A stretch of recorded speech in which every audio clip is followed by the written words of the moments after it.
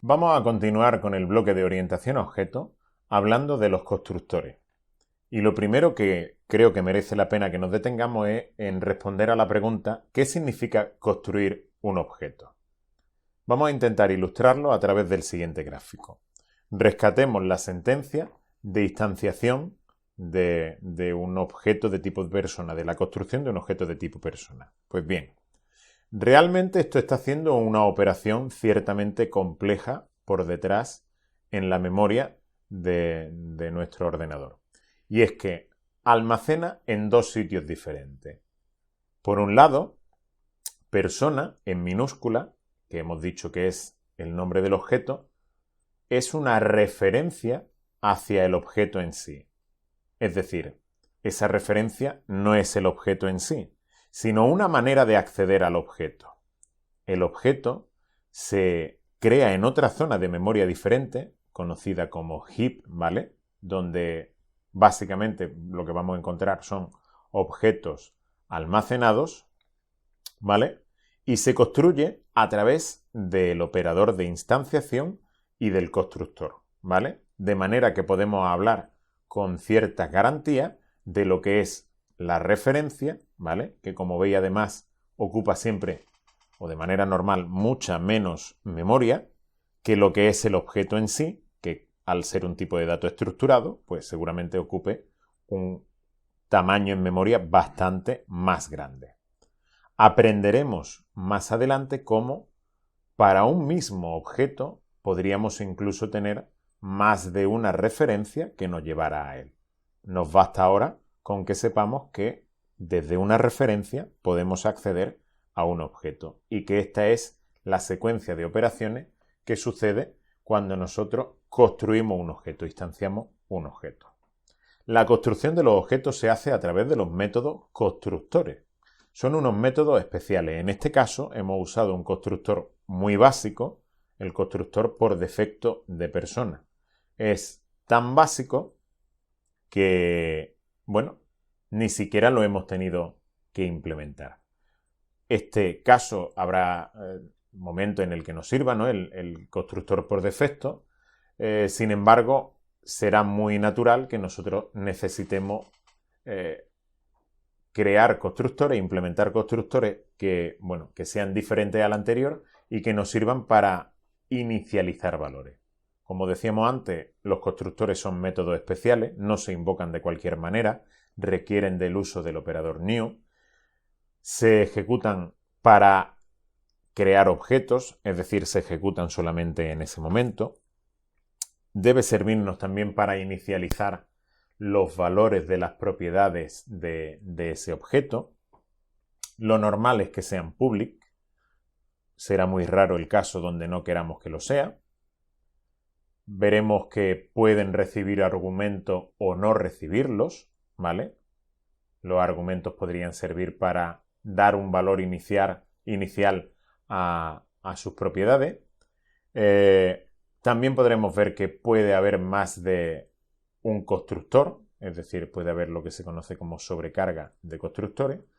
Y por último, y lo que más suele gustar a los programadores que empiezan, es que Eclipse nos ayuda tanto que incluso no tenemos que escribirlo nosotros, sino que podemos generarlo, ¿vale? Vamos a ver aquí algunos de los constructores que tenemos y nos encontramos con la palabra reservada this, que es necesaria conocerla antes de ver los constructores. Y es que para poder diferenciar muy bien en el caso sobre todo de los constructores cuando estamos recibiendo un argumento, para poder diferenciar muy bien que estamos haciendo referencia desde dentro del constructor a una propiedad o estamos haciendo referencia a uno de los valores que hemos recibido como argumento, tenemos la palabra reservada this. Y es una palabra que nos hace falta para hacer referencia a un objeto desde dentro de sí mismo. Nos va a ayudar mucho a poder realizar lo que conocíamos como encapsulación, ¿no? A que un objeto se conozca a sí mismo. ¿Vale? Si retomamos el ejemplo, en este caso, para la persona, fijaos que hemos añadido algunos modificadores de acceso. La clase es pública, cualquiera puede acceder a ella. Sin embargo, su estructura pasa a ser privada. Estamos empezando a aplicar encapsulación. No cualquier objeto puede acceder a las propiedades, a la estructura de un objeto persona. Él mismo sí. Y para hacerlo utilizamos el puntero dis. Fijaos como aquí vamos a hacer varios constructores. El primer constructor será un constructor de los que se llaman vacíos. Se llama vacío porque no va a incluir ningún argumento, no va a recibir ningún argumento. En este caso, bueno, para no utilizar valores null en las distintas propiedades de string, lo que podemos hacer es inicializarlo a una serie de valores por defecto. En este caso, por ejemplo, desconocido. Y aquí tenemos algunos constructores. Como podéis comprobar, un constructor siempre se llama como la clase en la cual está definido. Algunos constructores con parámetros. ¿Cuántos constructores podemos tener? Podemos tener varios, siempre se llaman igual. Y para que podamos diferenciar uno de otro, siempre tienen que tener o un número diferente de argumentos. Fijaos que este tiene ninguno, este tiene 2 y este tiene 3. O si tuvieran el mismo número de argumentos, los tipos de los datos que reciben deberían ser diferentes. Este constructor de persona nos permite inicializar algunos parámetros, como el nombre y los apellidos, y este otro nos permite inicializar el nombre, los apellidos y la edad. Y fijaos esta expresión que tenemos aquí, que es un poco más rara.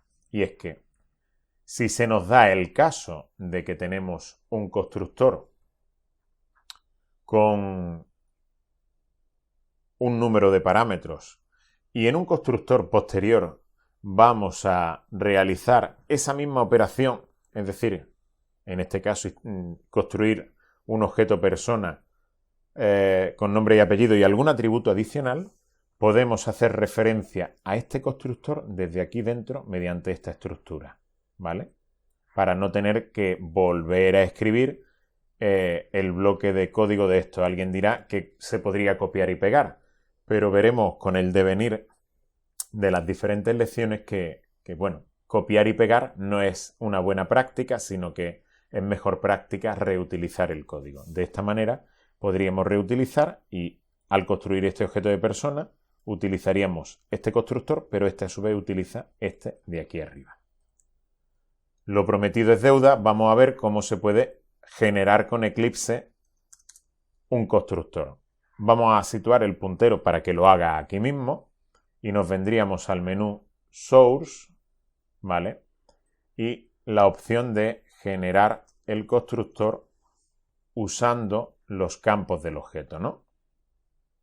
Este de aquí. Esto nos da paso a un wizard, a un asistente, donde nos diría, bueno, seleccione usted los campos que quiere inicializar, dónde lo queremos situar, después del método constructor persona string, el modificador de acceso que es público, dejamos el resto de elementos como están, ya aprenderemos más adelante qué significan algunos de ellos, y le damos a OK. De manera que se habría autogenerado todo este código de una manera muy sencilla. Con esto terminamos el capítulo de constructores y de uso del puntero dis y nos lanzamos de lleno al uso de métodos y a la definición de propiedades de una clase.